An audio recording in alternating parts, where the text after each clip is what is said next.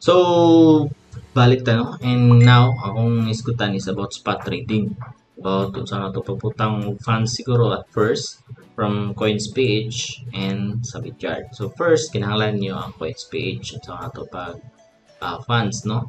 And then, send na to sa itong Bityard account. Then, at saan ito pag-buy sa spot. So, muna itong iskutan ron. Okay, oh. Ang market ron is almost red tanan. Time to buy. But dili pod tanan, di na to siya all in. So natay gitawag og sizingon na to siya, budgeton balik kumbaga budgeton na to ang ato ang let's say $100, buy ta og balik ka pat, no, kaupat ba kaha or kaduha lang ano. So first direta mo may spot trading, no. So wala pa may funds, that is direta deposit. So dagatag choices. So pag direta sa Pinas and wala pa jud may hanaw at first, at saon ni siya kaya mo kabalo sa ni US dollar, Tether, USDT, Bitcoin asa mo ngita, no. Pero pwede mo sa mag USDT lang alone para diretso na, no hassle and list of fees. But pag kamo gyud mangunay, pwede mo sa mamili aning BTC, ETH, XRP ug BCH, pero walay BCH available diri. So tulo ra ang choices, BTC, ETH ug XRP. But pinaka lower fees po daning tulo sa Coins PH is XRP, no? But na siya gitawag na tog minimum fees. I mean minimum deposit, no? So the minimum deposit is 100 XRP. So now, kung ato nang i-change ang 100 XRP to peso is naasa more or less 7,000, no, pesos.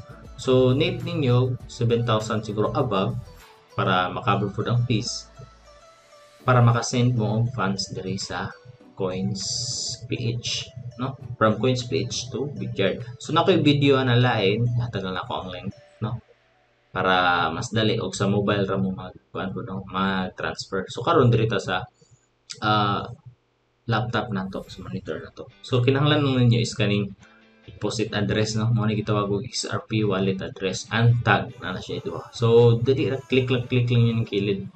So ayan na ninyo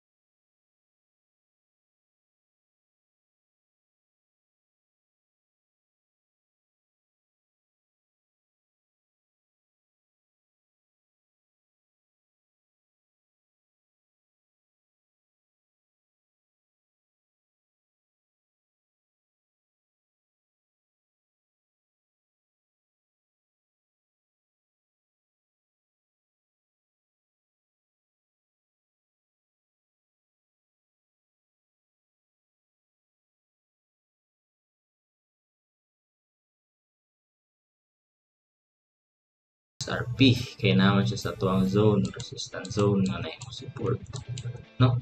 And then napo ko limit dre pinakadak kusog na pud nga kuan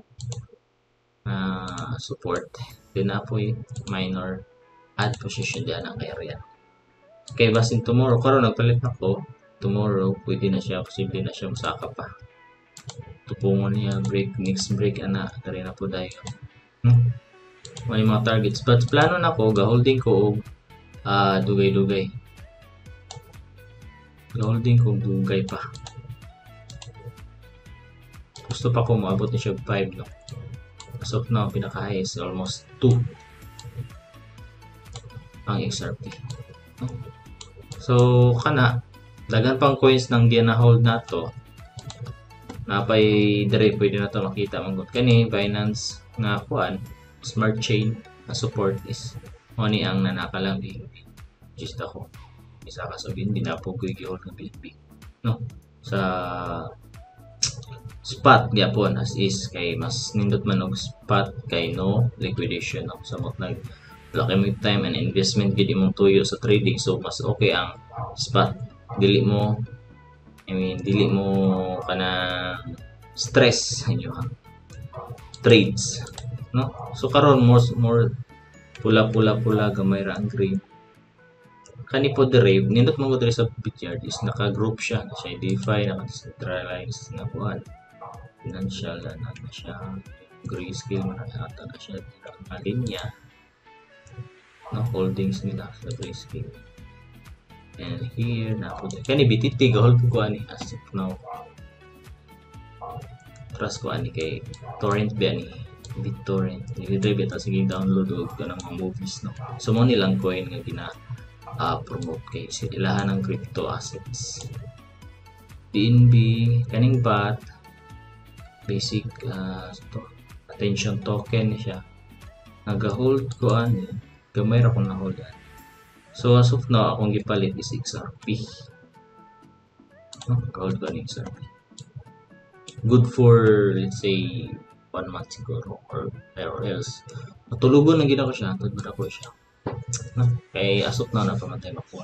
So, lang, sa today, ang update na to is about cryptocurrencies. And pag na may pangutana, gusto mong sulod sa food sa kong mentoring, naragyapan tayo dito no? So, Buntok Subsida Community and soon na tayo magpa-feeding kami kay naman may pondo po sa mga community. So lifetime din ako ang mentoring no. Ako yung GC sa mga under sa akong coaching din. Hantod makabalo mo anak no. Di na siya kuan. And then pag sa Bityard po mo gusto mo sulod, so group sa Bityard, free ra to siya once sa link mo na ako na-create og account. So ana lang. So thank you no.